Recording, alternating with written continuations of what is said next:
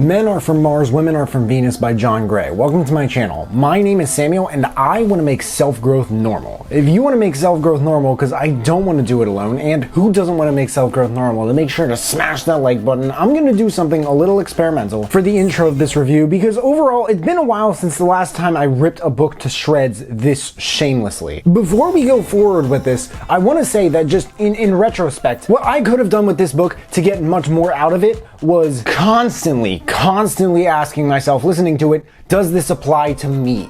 Does this apply to me? Aside from that, let's get into it. Men Are From Mars, Women Are From Venus is about strategies for reducing tension in relationships and creating new love by first recognizing in great detail how men and women are different. It offers practical suggestions on how to reduce disappointment by increasing happiness and intimacy. This tension happens when we don't understand each other, but the author says that not only do men and women think differently, but they feel, perceive, act, respond, love, need, and appreciate differently. They seem to be from different planets and speak different languages, hence why the author refers to men as Martians and women as Venusians. This is like the crux of the book. So I'm just gonna speak my piece now, because I know what some of you guys are probably thinking. This one comment on my 5 love languages review probably highlights my qualms on this book really well. I listened to the abridged version of it. Personally, I found his content to perpetuate sexism. He put men and women in these separate boxes with distinct character traits and traditional gender roles. Maybe if a couple can relate to those traits, it can help them understand each other better. Like, you can't just hear the perpetuation of sexism in the title. The perpetuation of sexism in that sense is something that I try to be wary of with relationship books. It's not for political reasons, it's not for religious reasons. I'm not saying times are changing, get with the program. I'm not saying, I'm tired of this, Grandpa, let's do it in bed. I'm not saying any of that. I'm just saying that there's an exception to every rule. And it's always existed to some degree. So to put men and women, end all be all, in like these boxes, not just men and women, but also extroverts and introverts, rich people and poor people, and what else? Specialists and generalists. It's something that books I've reviewed, it's just like this classification thing. So we can more easily squeeze content into our heads. Nothing against these books, especially Rich Dad, Poor Dad. Like, that one changed the way I look at a lot of things. But I think that's because unless it's to guide the mindset of a listener from a very dark place to that light in the tunnel, with these things, I think it's more worth exploring the granular, more nuanced elements of their natures. Does that make sense? So does this book have this problem? If it does, or if it doesn't, like, what kind of value does it bring to the table, and is it worth the hype at all? Because this book has this book has saved marriages. You can read the reviews. There are like the highest reviews. I noticed a lot of them are talking about, I've been married for 25 years. This saved everything. This completely changed my life. So like, what gives? And let's talk about this, because I'm not like some other book reviewers on here. I don't just nut hug every book I see because it's a book and I get a small percent commission if you guys buy it in the Amazon affiliate link in the description below, which I always really appreciate. But if there's something I don't like about a book, you'll know. However, let me tell you, men and women, they're not exactly the same. I don't remember what they are, but you can look it up. They're like biological and psychological differences. I just woke up. Okay. But this guy wants to talk about differences between men and women. Like, what about the similarities? I don't seriously 100% disagree with this guy, until he mentioned that he calls it a role reversal. This is where I really turned my head. When a man experiences what in this book he says women experience, and vice versa in a relationship. Call me whatever you want, because I know I'm a man, but I don't understand what he's saying, because it's majorly stressed in far too binary a way to dismiss, is it not? I don't even think it's sexist in the sense of like, one sex is better than the other, but just like, men are just like this and women are just like this. Differences between sexes. What about differences between people? Regardless of these different patterns, like I've worked with 25,000 clients across the globe, and I noticed a lot of men tend to do this. How many people in relationships, or single people who have been in relationships or will be in a relationship, how many of them have you worked with, John? I don't want you to get me entirely wrong, because there's a degree to which, I don't know, I heard some of the stuff in here and I was like, I feel like a lot of guys probably do this. And maybe more guys I've met than girls, but still, it sounds a lot more like he's reaching here. In most ways, their world, women, is the opposite of Mars. They don't wear uniforms like the Martians to reveal their competence. On the contrary, they enjoy wearing a different outfit every day according to how they're feeling. My dad is a blood and cancer research doctor. If you could see the variety of ties and shirts and pants in his closet that he wears to work every day based on how he's feeling, you could probably tell that I really just have two moms, right? Wrong. A lot of people found this book incredibly difficult to read. The top 3 helpful reviews on Amazon were all 1 star. Here are the titles to them. Do not buy unless you are from the 50s or earlier and believe women are inferior. A chauvinistic read, right? Chauvinistic, by the way, I looked it up. It means feeling or displaying aggressive or exaggerated patriotism. Unscientific, stereotypical, absolutely the definition of sexist generalizations. The next chapter, how to motivate the opposite sex. Last review title said unscientific. Remember when I said that there are like biological and psychological differences between men and women? I swear these exist. Maybe some of you guys know more about them than I do. But this book doesn't talk about them at all. At all. He talks about like these fictional stories and ideas of people from Mars and people from Venus. I understand that makes it a little bit more, maybe entertaining, and maybe he did it to make it a little bit more comprehensive, but at the same time, it makes this book a lot more difficult to take seriously. It was for me, at least. Like, if you're gonna write a book about the differences between men and women and how relationship problems, like how they really stem from that, why don't you talk about science? I don't get it. You have to talk about science with something like that. Like, especially if it's like a very taboo sort of topic. Like the book, its organization is superb. The different chapters, the ideas, the storytelling, it really examines the different aspects of how men and women are different. But how men and women are different as a topic alone, again, is my problem here. Especially from as anecdotal a standpoint as this one. He's using the differences between sexes as an axis around which the wheels of turmoil turn in relationships. And I think it's much more complicated and revolves around far more than, what about gay couples? What about the different like genders and sexualities and stuff beyond just homosexuality? It's like, regardless of where any sexuality comes from, why someone's gay or anything like that, whether you like it or not, I'm convinced at least that there are so many moving parts that do not hinge upon your sex that, I mean,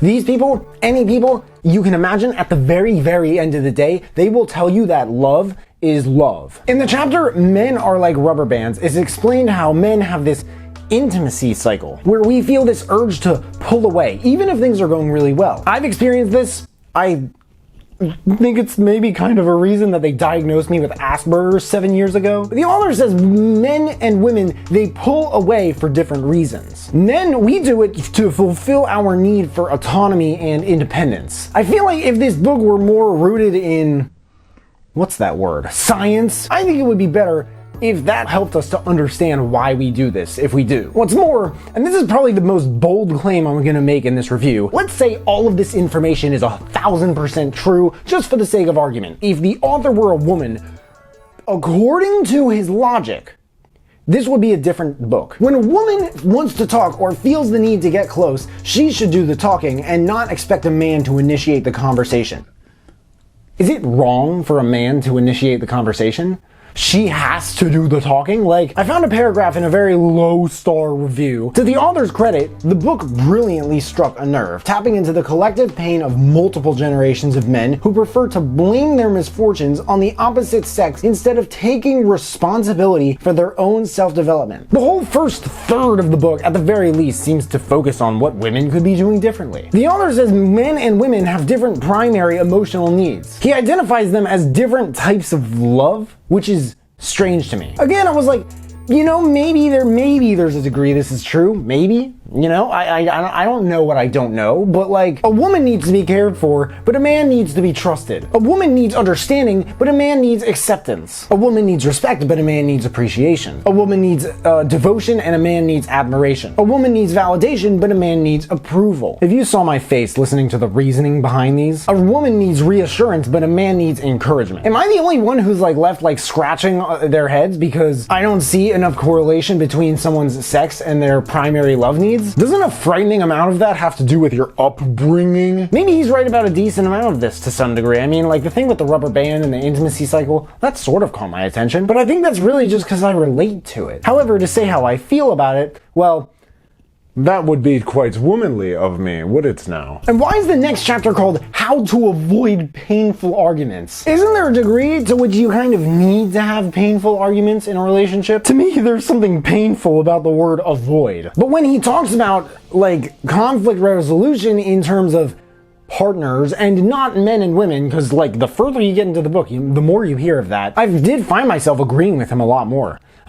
If you've watched this far into the video, it's probably obvious why. Why is the next chapter about scorekeeping, of all things? He's saying that to a woman, the little things are just as important as the big things. I must be a woman because I'm convinced that everything is important to me no matter the size. I just wish this book were more about how to treat your partner than how to treat him or her. He has a list of 101 little things you can do to let a woman know you love her and you can score points with her. I do 82 of them. I counted. Obviously.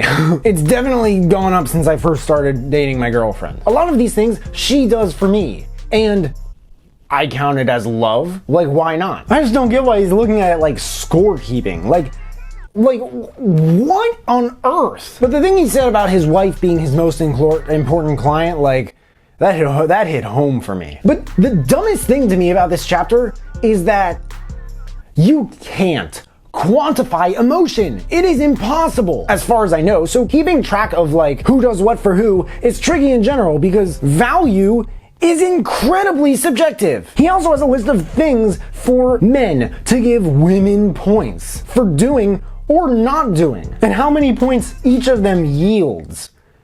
This is just absurd. Oh, she didn't bug me about taking out the trash? That's 20 points. About half of them were actually very much along the lines of what I just said. That was not really a joke at all. The chapter about letters, however, that one was fire. Like, let's not pretend this book was 100% garbage. At such times, the unresolved feelings of your past have come back. It's as though the child that was never allowed to throw a tantrum now throws one only to be exiled once again into the closet. I mean, when sex is not part of what he's saying in this book, it does often make a lot of sense. But for the 10,932nd time in this review, he really doesn't do that often. So I'm sort of joking here, but like this dude seems to understand what he's talking about until you bring sex into the mix. Then you begin to wonder like what happened to him in high school. But I do think that the further you get into this book, the less of it you'll probably end up seeing. And I like the other chapter where he talks about like direct requests versus indirect requests versus criticism versus rejection versus disapproval. There's so many examples that are so mundane, it's impossible not to relate to them. But when he talks about men's preference to being asked, will you, or can you, or would you do X or Y instead of could you, or would you like to, and how women prefer the opposite. Like, why men? Why does he talk about so much of this stuff like only men or women experience it? He only mentioned the whole role reversal thing once in the review, and I don't know if he was talking about like it's a bad thing or a good thing. Overall, I mean, this book may have it may have its moments, especially toward the end, but it's set on such a faulty, ignorant, maybe a little unique, at the very most, but overly simplified, unscientific basis of logic that I was appalled by the majority of its contents. I swear these things make so much more sense when you take into account how we were treated as children by parents and teachers and other children, of course, and what we saw happening throughout our childhoods. Because kids, I heard that kids don't listen, they mimic. Maybe it's both, maybe they mimic a lot more, but the results of all of these things, I just think it's far too granular to attribute the reasoning for differences in people to what genitalia you have. Like, it's a reach, it's a far-fetch. Is far-fetch a noun? But it's so far that it's like, maybe a very select few things make it even mildly worth checking out. Quotes. Remember that feelings don't always make sense right away, but they're still valid and need empathy. Most of our parents didn't argue at all, and when they did, it quickly escalated into a fight. If you're not getting the support you want in your relationships, a significant reason may be that you don't ask enough. Direction 1. I recommend this book for, I guess anyone in a relationship or out of a relationship, but looking to grow from the pain of previous relationships. However, Huge, however. I highly recommend more than anything that you strongly just disregard a vast majority of what he's saying about men and women. But again, that's like the crux of the book. I found it extremely hard. That's what she said.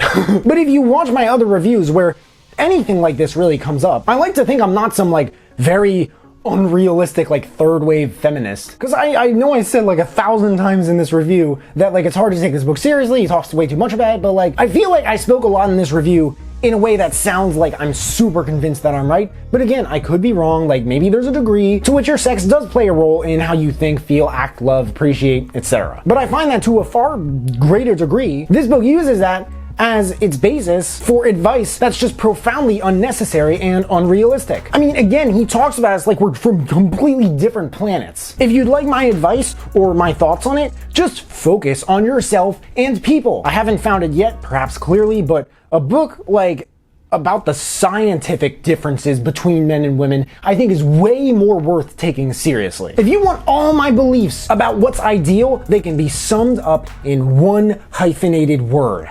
self-growth. But as much as I denied this probably throughout my childhood, self-growth can only take you so far without the aid of and growth of and connection with other people. So if you get this book, I mean, aside from what I just said, I'd mainly just get it for like the love letter chapter. I would look at it solely through that lens because I just think the book is far too biased. Direction 2. If you like this book and you haven't checked out 5 Love Languages, come on man, you gotta check out 5 Love Languages. Like that book is, I mean, wow. Like wow. I feel like a good amount of relationships books I've reviewed on this channel are like they're like written by like pastors and stuff. But if you do like this book, maybe Love and Respect by Emerson Eggerichs, or maybe even Relationship Goals by Michael Todd. On my own, I guess I'm gonna call it religiosity scale until I can come up with a better name for it, from 1 to 10, 5 Love Languages is a 1. Love and Respect is like a 4-5, and Relationship Goals is a 6-7. Personally, I like Love Languages the most, Relationship Goals the second most, and Love and Respect the third. Men Are From Mars, Women Are From Venus, though, is a 0. So if anything above 0 is a problem for you, I guess I would proceed with caution, but like I would check out my reviews of these books just so you have an idea of